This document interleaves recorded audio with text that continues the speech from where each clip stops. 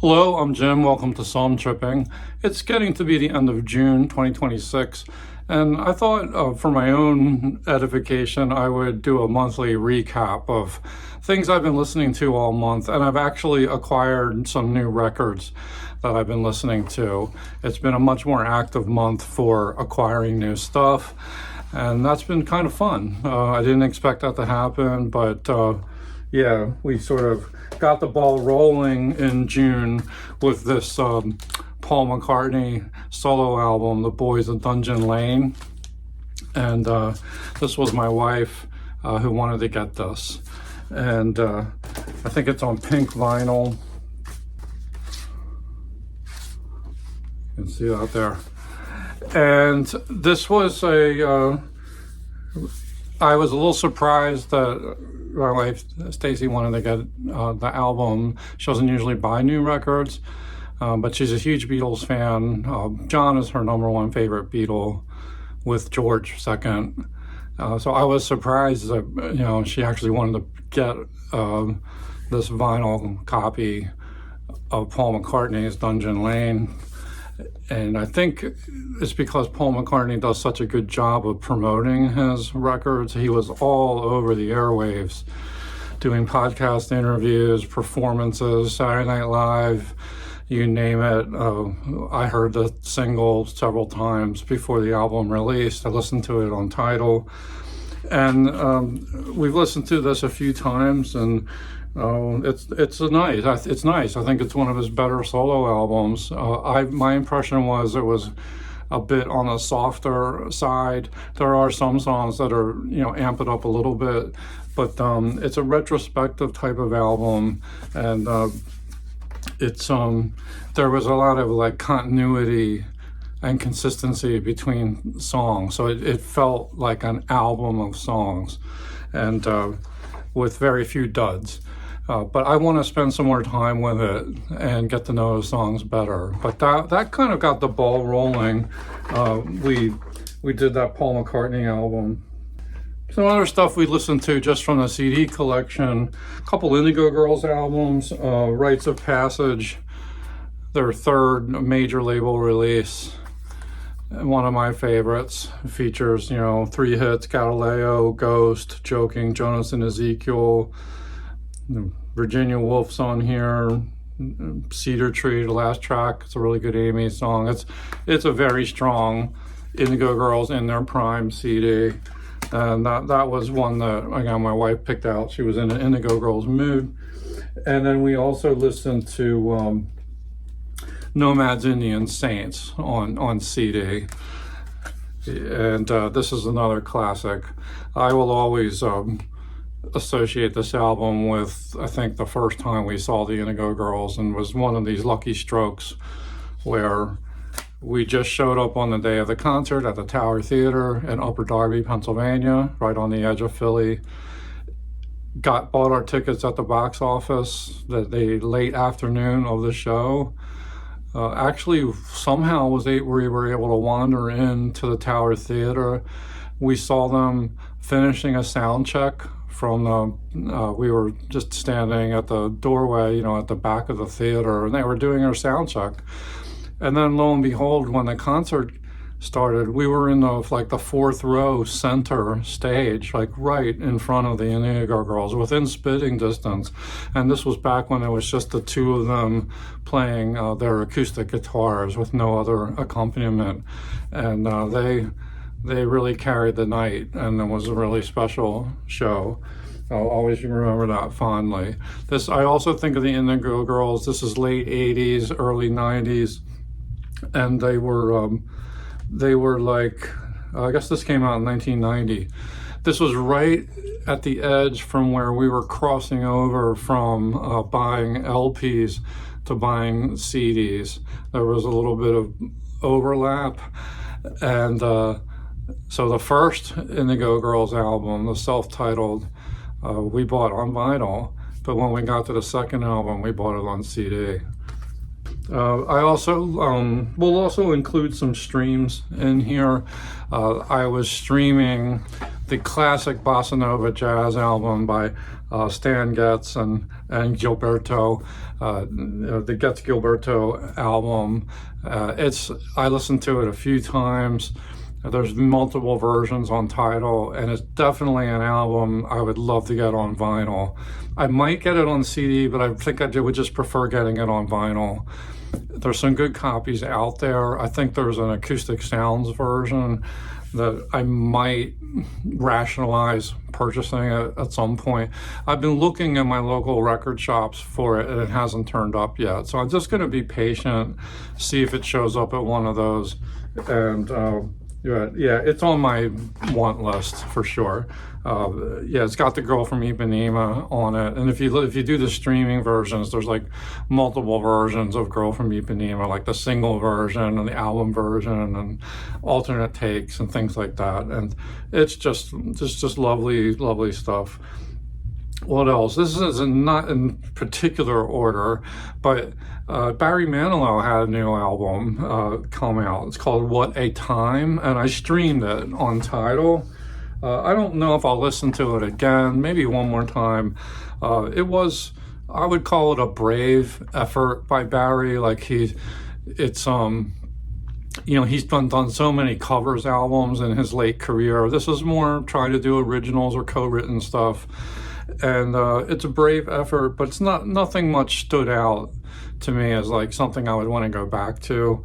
But he's getting up there in years, and he's had some health problems. So I was glad to see that he's still making music. Some other streams, I've really been streaming a lot of jazz lately. So and some of these artists are new to me, some new discoveries. Tidal is great for that. So I streamed the album Una Mas by Kenny Dorham, and this has Herbie Hancock on piano. That's what I think led me to Kenny Dorham, because I've been listening to a lot of Herbie lately. I would call this hard bop style. It was my first time listening to Kenny Dorham, and I really liked it. So he's on my want list. I'd like to find that particular album, maybe like a good vinyl copy or a repress of it. I've seen some other stuff by him in the stores local to me, one or two other albums, but I haven't streamed those, so I didn't want to buy something I hadn't streamed already, just to make sure I really want it. Speaking of Herbie Hancock, I've been spending a lot of time with his stuff, so I listened to his debut album, streamed it. It's called Taken Off, and that was for a debut effort. He sounds like he's in fully mature form. Sound great. This is like Blue Note label, jazz, early 60s. Just terrific stuff. I listened to that while I was jogging in the AirPods. Also, I streamed his album My Point of View. I think I have this right. I think Taken Off is the debut, and My Point of View is maybe the album after that, or maybe I'm getting those reversed. Correct me in the comments if I'm wrong about that. But anyway, this features like a great cast of musicians: Donald Byrd, Hank Mobley, Tony Williams, Grant Green, Chuck Israels, and Grachan Moncourt III, plus Herbie, of course. I am just so into this Herbie Hancock early mid-60s jazz. I can't get enough of it lately. Other interesting things. Yeah, let's get into some of the other records I got. And I don't think I talked about this on the channel yet, but I found this in a local record shop called Hop Fidelity on Market Street in Westchester. And it's Archie Shepp, There's a Trumpet in My Soul. This is a mid-70s Archie Shepp jazz album. And this was a total nostalgia play for me, because it has it's like a suite, but on side 2, it has a piece called It Is the Year of the Rabbit, music by Archie Shepp and a poem by Bill Hasson. And this was just takes me back to the 80s when a high school friend of mine that I kept in touch with during our college years, I went to Westchester University, he went to Drexel, and he turned me on to Archie Shepp. He used to play this album in his car, in his 280Z. He got a cool car, and yeah, so I really enjoyed this listen, and my wife enjoyed it too. So I'm gonna keep my eye out for more Archie Shepp. And I picked up a couple Bob Dylan albums on vinyl. One is an album I used to have on vinyl, and I lost the vinyl copy, and that is Bob Dylan, Oh Mercy. This was a really formative album for me. I just listened to this, played it again and again and again. When did it come out? 1989, produced by Daniel Lanois. It was a bit of a comeback for Bob Dylan. He was in a kind of a low period, and this just started to like revive his career. And he started going on the Never Ending Tour right around the same time. The funny thing is that we have the outer sleeve. It's hanging in a room upstairs. It's hanging on the wall. We put it up as artwork, but I don't know what happened to the vinyl. And this has happened with a few other albums where we have the cover but not the disc. And I know I wouldn't have gotten rid of these discs.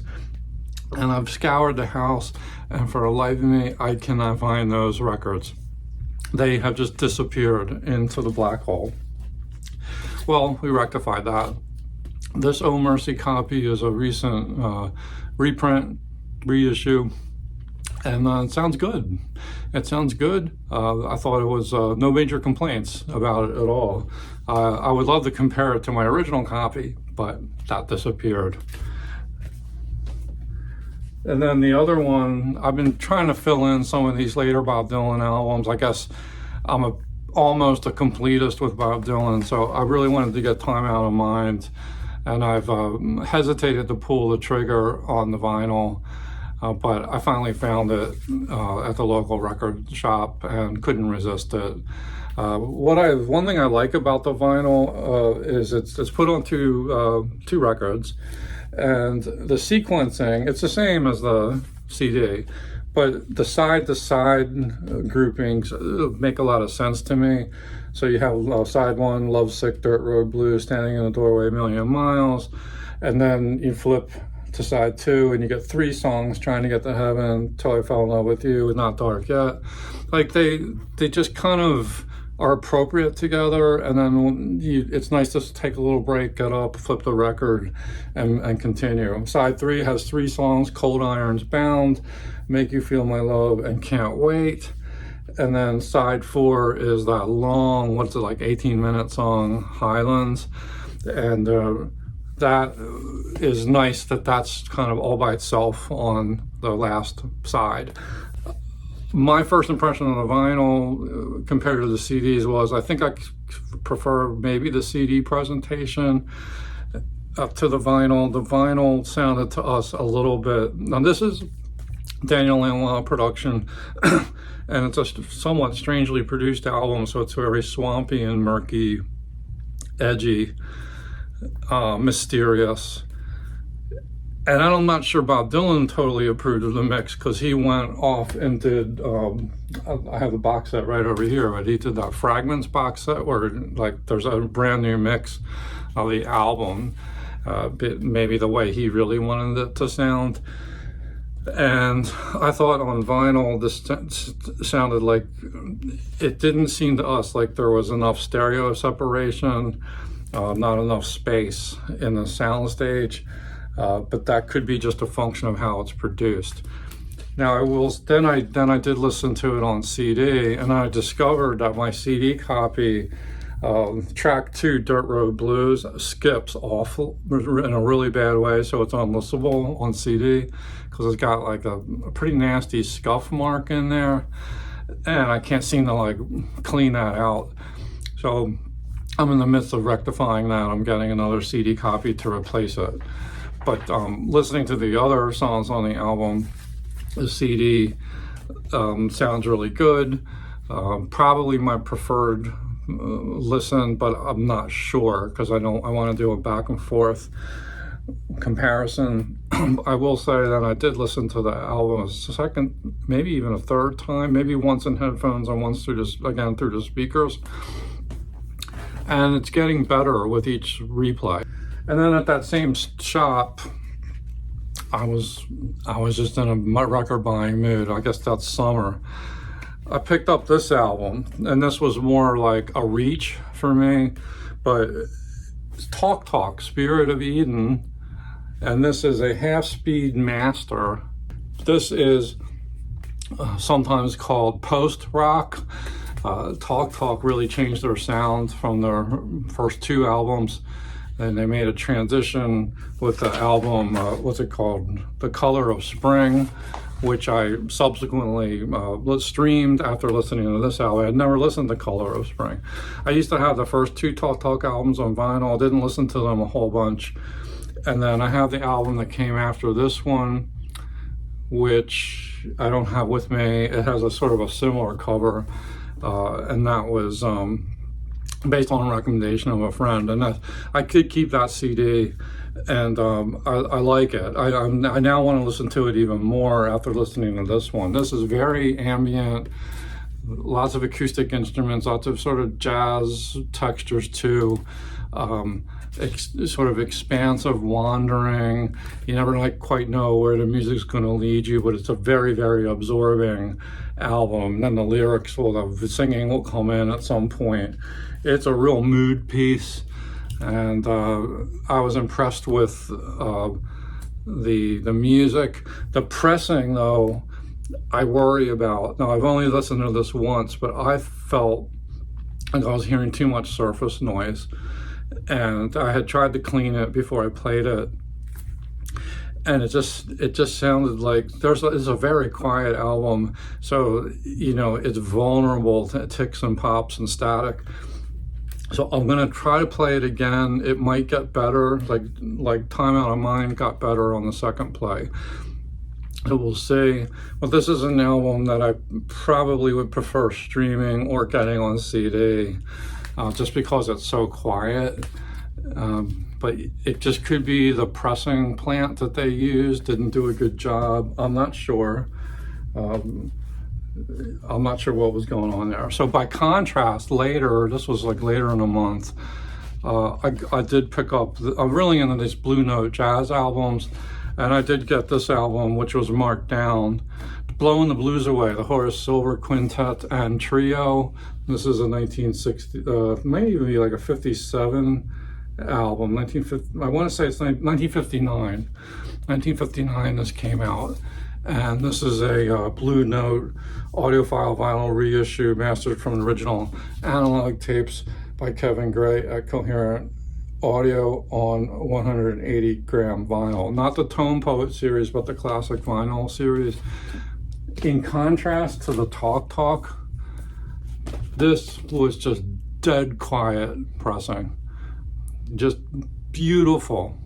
And the music just welled up out of nothing. And I'm very immersive jazz.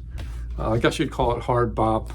Loved it. I just love Horace Silver, and I'm glad to have this on vinyl for sure.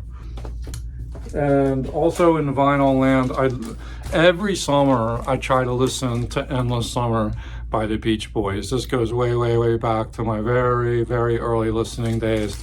My sister had this album, and I'm pretty sure this is the actual album she had. She didn't keep her vinyl like I inherited them.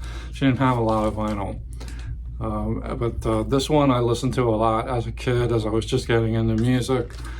Double LP, and always loved the cover art. Great mix of songs, and this old vinyl Capitol Records release still sounds pretty good. I didn't do a thorough cleaning job on it, so and you can hear some wear in the grooves, but it didn't really affect the musical experience. I really enjoyed listening to it. I probably will listen to this again at the end of summer. I always like to listen to the Beach Boys at the end of summer too. and just because summer is time for the Beach Boys. So that was fun. Is there anything else to update you all on? Well, some more jazz discoveries that I streamed on Tidal, and these again are artists that are relatively new to me or brand new to me, whose records I might want to hunt for. I'll be choosy, but again, these jazz albums, they sound so great on my system. I love them. Eric Dolphy, Out to Lunch, new artist for me. Excellent avant-garde-ish jazz. It's not too avant-garde, but it's sort of leaning that way. I really want the Blue Note vinyl copy of this. I really like the album cover too. That was a major new discovery, and I want to listen to more of Eric Dolphy on Tidal. And then also Wayne Shorter. I mean, Wayne Shorter is a familiar name to me, but I never really explored his named albums where he was the leader. And this is an album called Juju, really excellent as well. I think on this album he's playing with the John Coltrane quartet, those classic guys like McCoy Tyner and Elvin Jones and so forth. That is an album I also would like to get on vinyl at some point. And Wayne Shorter, Juju, definitely worth a stream if you've not heard it before. And as I said, I listened to The Color of Spring by Talk Talk, and that was less post-rock and more like a transition into post-rock from the kind of art rock they were doing, and maybe new wave pop, art pop rock, whatever you call it. You can see the bridge being built on The Color of Spring that leads you into Spirit of Eden. So I enjoyed that as well. Probably an album I just will stream. I don't think I need to collect it. But that was fun to listen to as well. That's basically it. Let me know what you've been listening to this month. What are the highlights? Did you get rid of albums? Did you get some new records in the house? What have you been collecting? I have definitely been offloading some stuff too. I won't talk about that here on this episode, but I'm kind of holding the line. Have a little bit of room on the vinyl shelves, so that explains some of the stuff I got here. But I'm probably gonna have to slow down because it hurts the wallet a little bit to buy new vinyl. Anyway, it was fun recapping the month. And I'm happy listening for the rest of the summer as we get into July and August. Thanks so much for watching. Bye-bye.